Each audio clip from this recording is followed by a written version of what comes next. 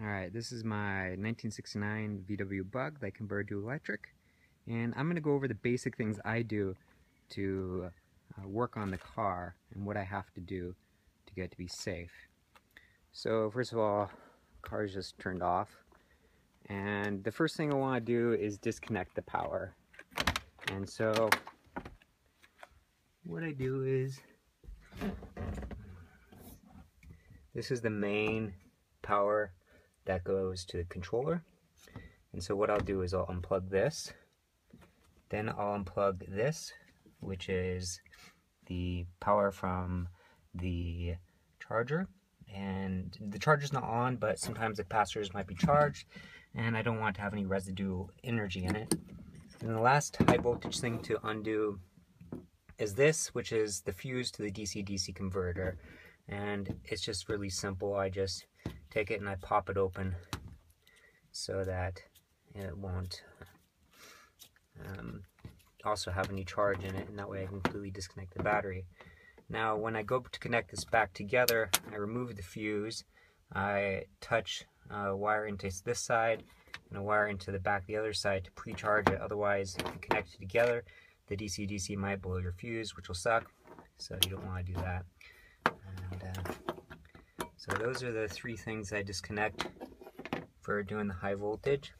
This guy's a little tough to disconnect with one hand, so that guy's now disconnected. Once I disconnect this, I put a little bit of tape over the charging port, so I make sure I don't ever charge it, because if you charge it when it's unplugged, that's very bad for the Manzanita microcharger. So this guy's a little tougher, so I'm going to turn off the video. Okay, like I said, I put a little bit of tape over the charge port to note to self, make sure it's all plugged in before I go to charge it. Next, the front to rear pack has a fuse in between the middle, just as an extra safety, and so that fuse is right here.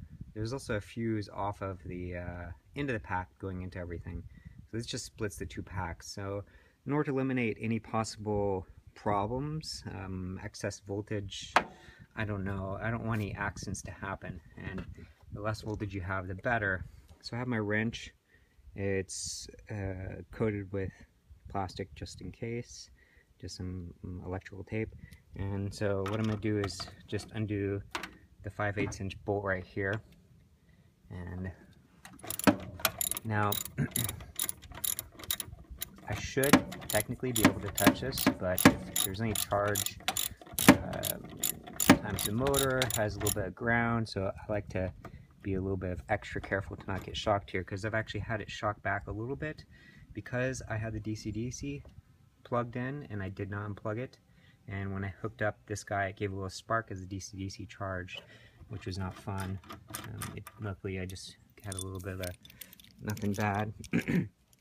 Alright, so what I'm going to do is I'm going to pull this guy out, put the bolt back onto it so I don't lose it, and cover this up with some blue tape. Blue tape's a little bit better than electrical tape, and that way if it touches the ground, it doesn't ground anything out on the other side of the pack while I'm working on it. And this just splits the pack in half, so if anything happens when I'm working on the rear voltage, I would never get the full pack voltage and only half, which is definitely a little bit better and safer. It's just extra safety. So here it is. So I just went ahead and disconnected the fuse, and you can touch this, it should be okay. But again, I'm really cautious.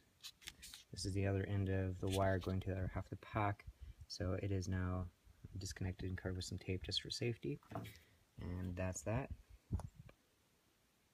Okay, so back to the rear of the car. And now in order to undo the transmission, I have to take off the plastic that covers the cells and take out the two middle cells in order to unhook the transmission from the shifting mechanism. It's such a pain in the ass. So I have to take out all these bolts here, here, here, here, here, here, and there's one over in the left corner.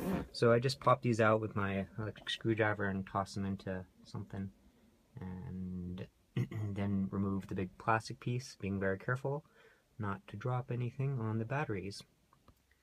Okay, so now I have all the batteries exposed. Only the front half of my pack that's in the rear. These rear batteries I don't need to expose, because I just have to take off the one set that's directly in the middle is what I have to do. in order to get to the transmission and unhook it. Such a pain in the ass. So first step is I need to unhook the BMS, and so what that means is I have to unclip, unhook it where I have the BMS attached on. So I'm going to go ahead and do that. So unhook that guy. So just some zip ties. One here. Being careful not to cut my BMS wires. And that looks like that was it. So these guys are trash.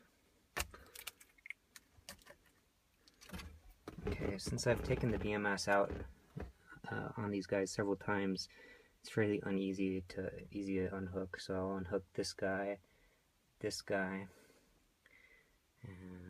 this guy. Let's connect the main BMS wires on B. So I know where they go. The wires kind of only go one way, so it's not too difficult. So you can kind of just disconnect these guys here. And so that gives these guys some flexibility. And usually what I do is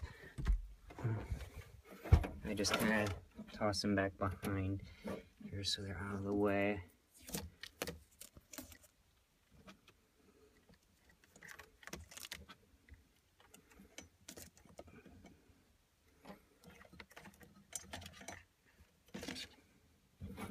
Okay, I just shoved them back there.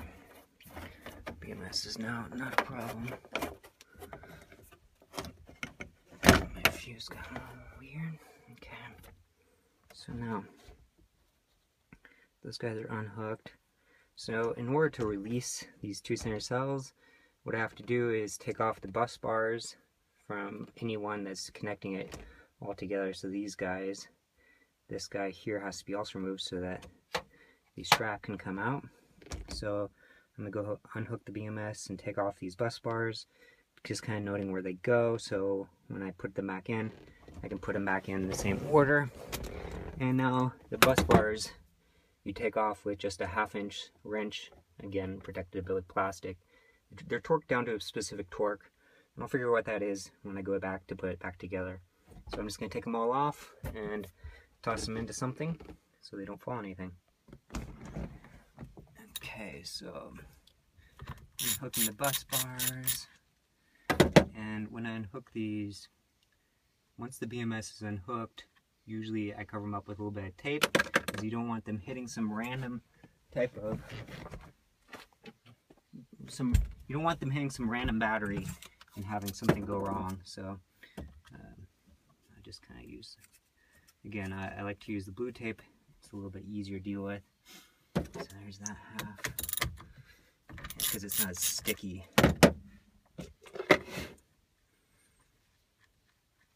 So notice I touch them with just one hand, just for extra safety. It should be okay. So take the BMS off, and cut with a little bit of tape, and do the bus bar. Notice the bus bar has glue on it. Put it upside down, kind of equivalent to where it goes, so I can remember.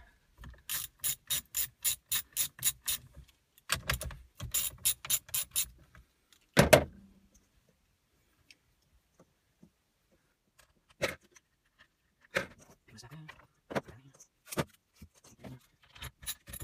Just to make sure you get everything right.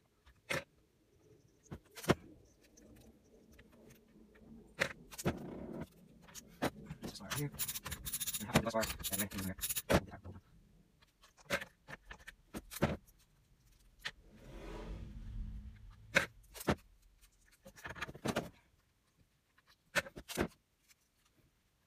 There's a grease on your grease. Doing a problem. Alright, so no. Okay, now this center battery pack of cells, they're strapped together 4 in a row here, and there's these little guys that come out, a little string here.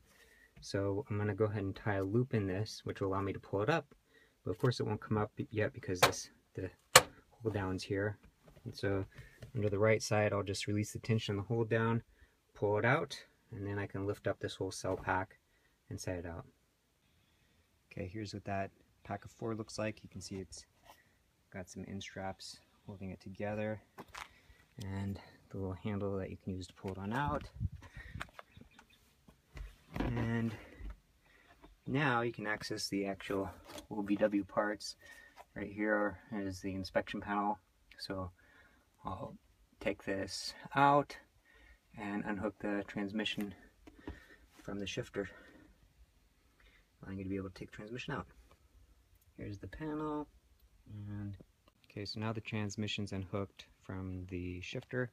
So I block the front tires, and I will jack up the car and use a couple of jack stands to support it, just right on this little round frame piece on each side.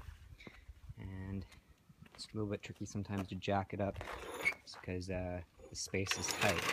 So sometimes I kind of have to slip the jack in at an angle to be able to make it under without actually hitting anything, and jack it up on the transmission mount. So now I'm going to go ahead and do that.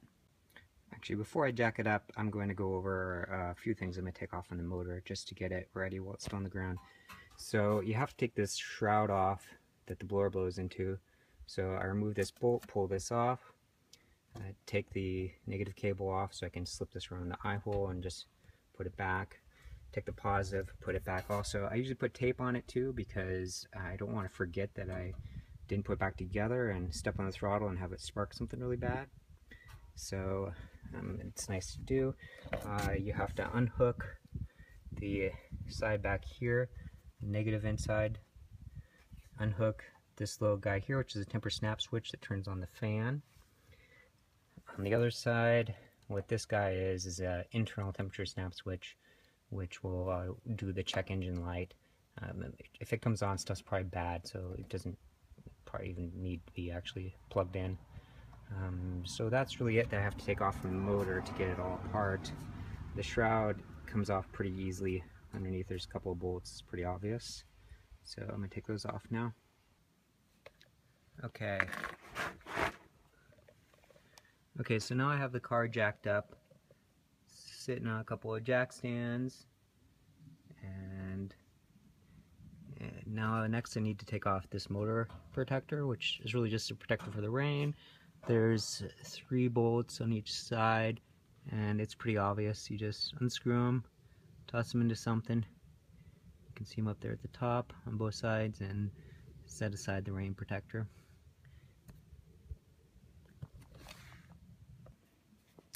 So these bolts in the back of the motor are the brush protector slash forced air intake cover. So I just gotta take these guys out and slip this on up and out.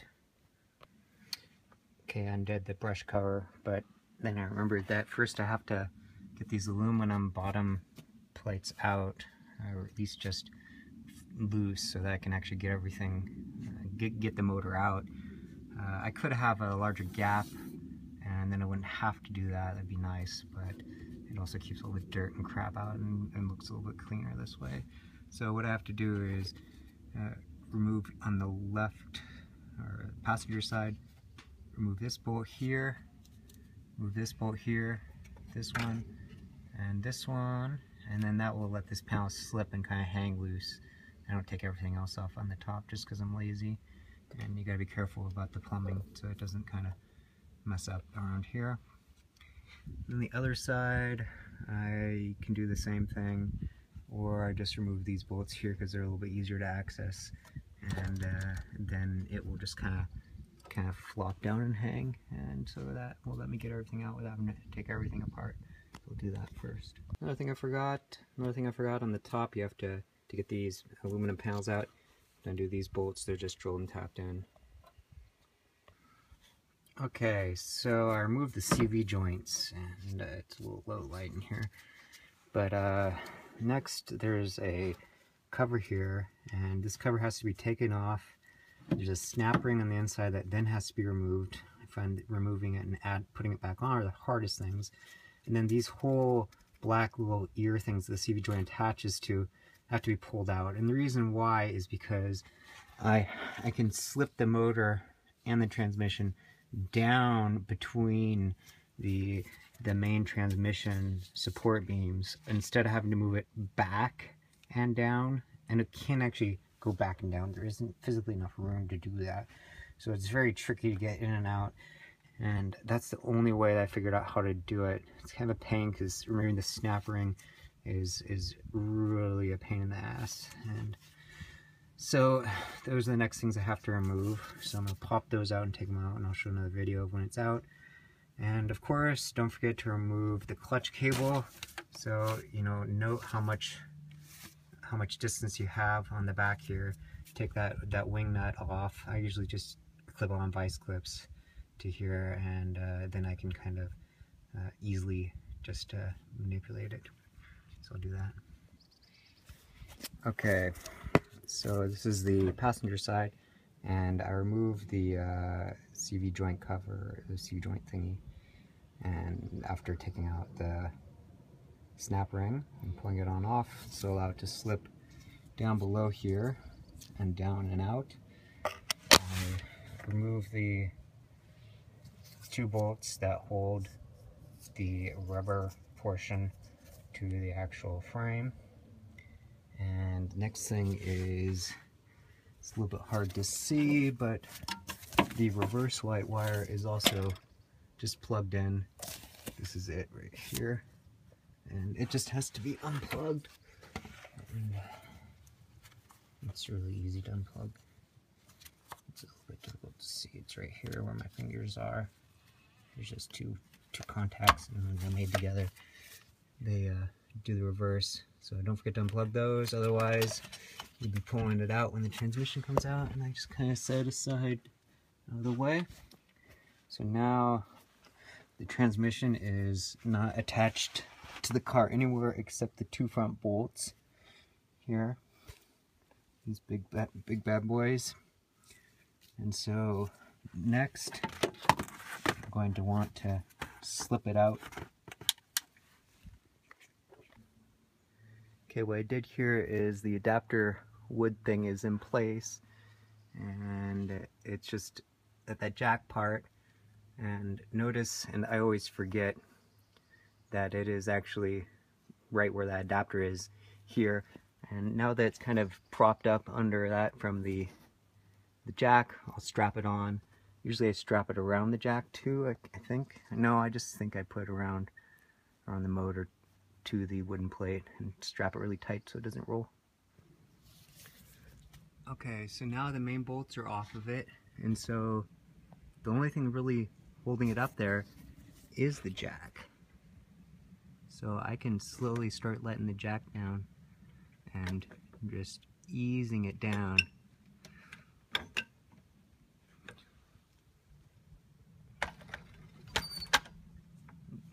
I'm gonna have to use 2 hands, but basically what you do is you go down and pull it towards you and out, and until it's all the way at the bottom of the jack. You have to come down and out to make sure that you clear this area back here, up in here, down and out. Okay, so here it is after it's down and out. And so what you do is that the bottom bracket, 2 holes, it's got 2 bolts sticking out, and that's the where the rubber mount was.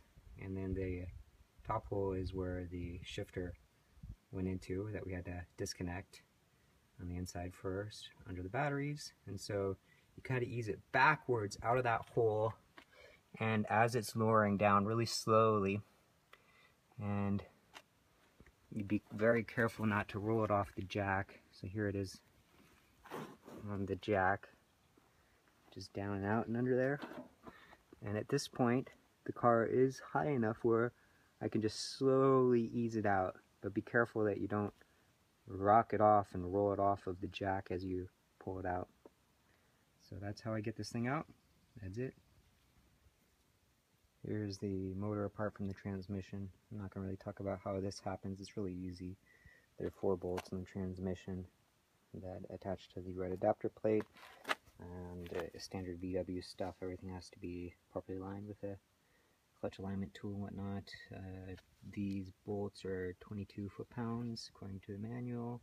Do a star pattern for tightening them down, and you can see the flywheel location, almost just a tiny bit of a gap with respect to stuff. And so I did some work on trying to get the pilot bushing that's in this hole. I think it was seating back too far, so I made a tiny little adapter to make it seat out further. So hopefully it will mate correctly with this and not cause vibration, which might be the problem with why it's leaking oil and having trouble. We'll see. Okay, I have the motor back connected to the transmission, and make sure the little front rubber bushing, or grommet, or whatever you call it, is on. And now I just have to ease it underneath, forward and upwards, aiming for the 2 bolt holes and the hole for the shifting mechanism, kind of in and up at the same time, wiggling it back and forth till it gets in there. That's about it. Okay, I remembered another trick. So after it's about this high, which as you can see it's not quite mating with the top, it's still a bit low. So after I get it this high in here, I slip underneath it and I attach the 2 front bolts just loosely together, and that way I can kind of guide it over it and get those locked in really kind of loose so I can still do some play with it and make sure everything's not pinched or weird, and then I can pull it up the rest of the way and attach the main bolts. So a trick for attaching the 2 main bolts, what I do is I line one up first, stick it in loose, and then I jack the car up or down to get the other one aligned, and put the other one in, and then cinch them both tight, and then I go for the fronts and put them back in. Then I can remove my little lift device, the wood plywood.